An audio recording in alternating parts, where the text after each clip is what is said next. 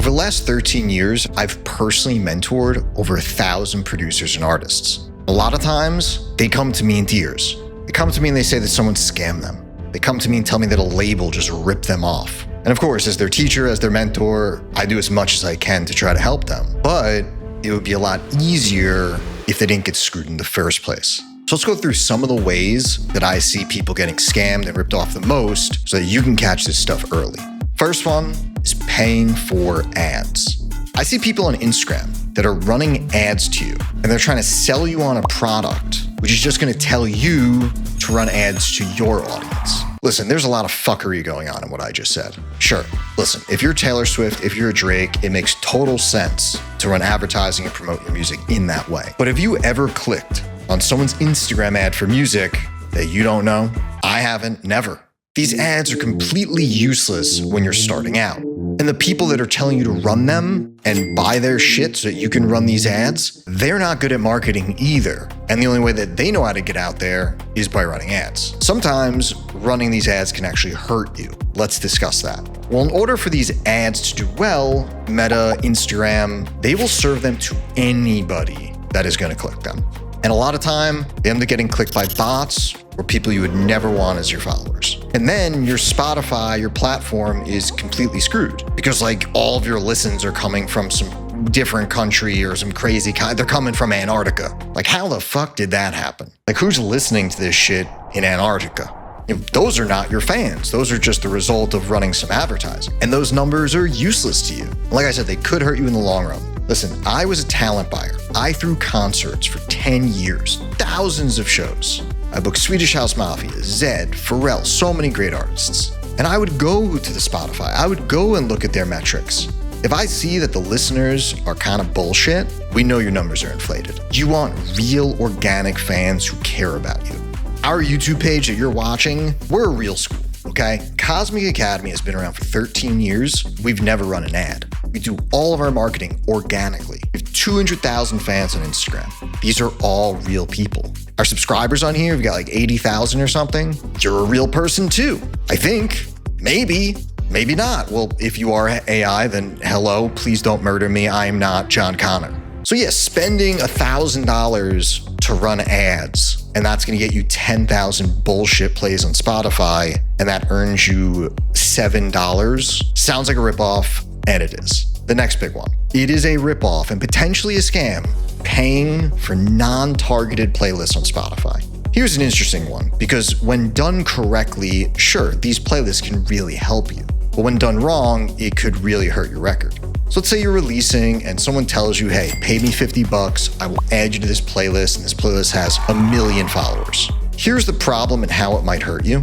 If you make techno and all the followers on that playlist listen to other genres, well, that audience is going to skip your track. And then the algorithm is going to see a lot of skips on the record. And then the algorithm is going to show your record to nobody. Targeting is the key word. You must target the playlist that you want to be on that fit your record. In order for a play to count, there needs to be 30 seconds of actual listening time. So if someone is skipping your song before that because they don't like this genre, it's just being shown to them on a playlist, well, that negatively affects where you're at. The next total scam, ripoff, especially if you're starting out, paying someone to finish your music. You see a lot of this. People will dress it up and call it mixing and mastering services, but you're just paying for someone to finish your record. Here's the issue. You become enslaved to the process. Some people say, oh, it's fine, everyone does it, all the big artists do this. That's actually bullshit. Deadmau5 actually makes a great case for this. He even says you should be mastering the song yourself. Because to the person that you're paying, you're just a number. The more tracks that they get to fix up, the more money they make. So essentially they're incentivized to work on your song as quickly and as little as possible to make more money. Another reason this is a ripoff for beginners is that you never learn those parts of producing. If you're just doing step 1 through 6 and you're paying someone to do 7, 8, 9, you're never gonna learn that part. And you're always gonna be kind of enslaved to this person. And what are you gonna do? Let's say that you're doing a collab and you're finally working with your favorite artist, you're in the studio and you're like, hold on. I can't do the rest of this. Let me call my person. Let me call my mixing person. Or you're finally on this big label and they hit you up and they're like, hey, can you send us something new for this week? And you're like, I can't. My person that finishes it, they're away. And sure, if you're really huge and you know how to do all this stuff, you could delegate this to someone. You know, is Tiesto using a mixing engineer? I'm sure, maybe. But don't let the people on Instagram or Sound Better convince you that this is how it works. We have 1,000 students in our program. We had 530 records signed last year. Those records are mixed and mastered by those people themselves. Next scam, and this is 100% a scam, is paying to be on a label. This is kind of a new scam that's been popping up in the last few years. Students will come to me with contracts to review, and I'm always down to help them. But then I'm looking at the contract, and there'll be some like bullshit clause that says, in order for this to come out, you have to pay us a $150 marketing fee. Stop right now. That's total bullshit. Labels are supposed to pay you, not the other way around. And it's their job to market the record, not you're paying them to market the record. So if you see a label asking you for money off the bat, they're scamming you. And the reason why this is happening, I'm noticing it more and more, is because the artists, the producers are like, hey, DistroKid can only do so much. I want to get on some labels. So yeah, there's folks happy to take advantage of you. They'll set up some bullshit LLC. They'll call it a labels. You'll submit your song to them, and then they're charging you $100. Next big kind of ripoff that I see. Stay away from any manager that claims that they can make you successful. Or stay away from any manager that's trying to take a huge percentage of your life or like some crazy sunset clause. The absolute worst deals and really some of the hardest ones to get out of in all of music are management deals. Look, managers are supposed to help you run the business of you being an artist. They're supposed to take around 20% of what you bring in, but there's plenty of scammy folks that are happy to go to a young artist who's desperate, promise them the world, and all of a sudden that artist is like locked in forever. Yes, there are management deals that have something called a sunset clause. That means that this person, this manager, could potentially be making money off you even if you get rid of them in perpetuity forever. You know, I always recommend that when you're starting out, you don't need a manager. You know, learn how to do all of this on your own first. A manager will not make you successful. Anyone who claims that they're gonna make you successful is full of shit. The only person that can make you successful is you. Like, I can sit here and proudly say that our student Nostalgics, I didn't make Nostalgic successful. I taught her and worked with her, and she did that on her own. She got to the main stage of EDC on her own. She's on Monstercat and DMEC on her own. I can proudly say that Charles D, another one of my students, he's on Drum Code, he's touring with Eric Prydz, he did it himself. Taylor Torrance, Bexy, AK Rennie, all of our students that are doing so well, I didn't do it, they did it. Education can help you. No one can make you successful but you. By the way, we're always looking for new students in our program. If you'd like to apply, I'll leave a link below in the comments. Next scam I see a lot, paying to play.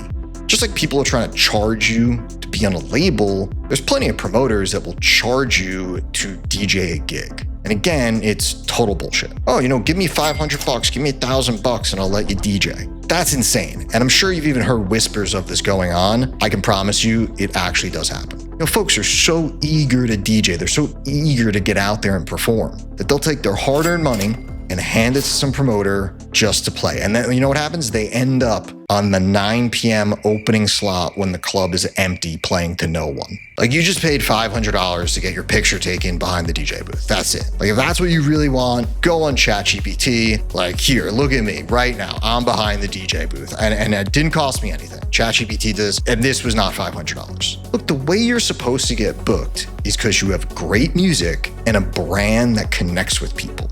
And until you get there, there's no reason to rush it or try to circumvent it, because there are folks that will take advantage of your eagerness and put your money in their pocket. The next one isn't a scam, but it's extremely dangerous. 360 deals early on in your career. If you don't know, there's many different types of deals that you can do with your records. There's single deals, which is one song and no exclusivity, meaning you're not exclusive to that label and you can continue to work with and sign with anybody. Then there's an option deal, which is more than one record, it's a few records, and there is some exclusivity, but you will be able to work with other people. And then the most intense is the 360 deal, where it's potentially all of your music or many years or decades of your music, and it's full exclusivity. You cannot work with anyone outside of this label. So 360 deals are the horror stories that you hear of from the entertainment business and music history. The famous ones are Prince or David Bowie. The old music business was all about that. They would give you this big advance, this upfront money, promise you the world. You would take it because you're broke, and then you're stuck in this thing for 20 years. Today, you just see much less of this stuff because I think artists have started to realize there's really no advantage to sticking with exclusively one label for potentially forever. Of my 1,000 students, none of them are actually in 360 deals. They mostly stick to single deals. And then if they really like one of those labels they've signed with quite a bit and they trust those people, they'll do some option deals with them. Because realistically, it's all just relationships. Like, are you certain you want to work with these exact people at this exact label for the next 10 years? You know, what happens if a better opportunity comes up? What happens if you don't like that sound anymore? You want to change your sound? Oh, you can't. You're stuck with us. I think it's best to be available for potentially other opportunities. Now, if you're looking for more free resources on any of the stuff we discussed today, we have hundreds of videos on this channel that you've probably not seen yet. I'm gonna have the algorithm figure out which ones you need, which ones you haven't seen, and put that one up next. We'll see you in there.